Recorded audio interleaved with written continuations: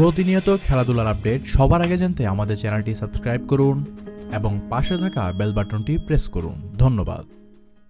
সাব্বির রহমানের ব্যাটে ব্রাদার্স ইউনিয়নের বিপক্ষে লড়াই করেছে আবাহনী। ইনিংসের শুরুতে দুই ওপেনার মামিন শাহরিয়ার ও নাজমুল হোসেন শান্ত দ্রুত বিদায়ের পর মোসাদ্দেক হোসেনের সাথে 50 রানের জুটি গড়েছেন সাব্বির।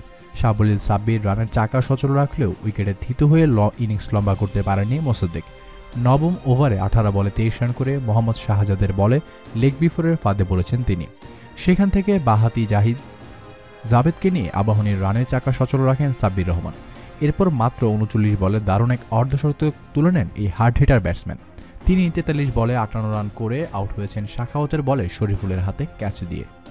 আর এদিকে ঢাকা প্রিমিয়ার লিগের টি-20 টুর্নামেন্টের উদ্বোধনী দিনে দ্বিতীয় ম্যাচে মাঠে নেমেছিল শেখ জামাল ধানমন্ডি ক্লাব এবং খেলাঘর সমাজ কল্যাণ সমিতি। ম্যাচটিতে টসে জিতে শেখ জামালকে ব্যাটিংয়ে আমন্ত্রণ জানান খেলাঘরের অধিনায়ক মাহিদুল ইসলাম অঙ্কন।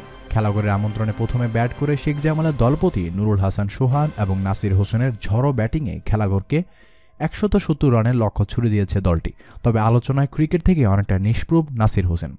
চোট আর নানা বিতর্কে গত বছরটা একেবারেই ভালো যায়নি নাসির হোসেনের।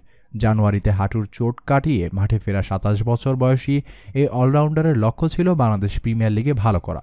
ভালো করবেন কি বিপিএল গেল, আর তার পারফরম্যান্সটাও আরও বাজে হয়েছে।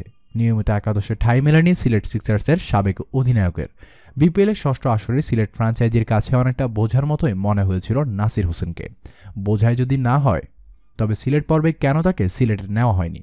কদিন আগে সাব্বির রহমান যেমন সব প্রশ্নের উত্তর দিয়েছেন ব্যাট দিয়ে, নাসিরও নিশ্চয়ই সেটিই চাইবেন। পারবেন কি না নাকি আরেকটু অপেক্ষা করতে হবে? তবে নতুন শুরুর প্রত্যয়ে তিনি এখনও নিজের কাজটি চালিয়ে যাচ্ছেন। দেখা যাক নাসির তার সেরাটা দিতে পারে কি না। ধন্যবাদ জানাচ্ছি আপনাকে এতক্ষণ সাথে থাকার জন্য। প্রতিনিয়ত খেলাধুলার সংবাদ জানতে চ্যানেলটি সাবস্ক্রাইব করুন এবং পাশে থাকা বেল বাটনটি প্রেস করুন।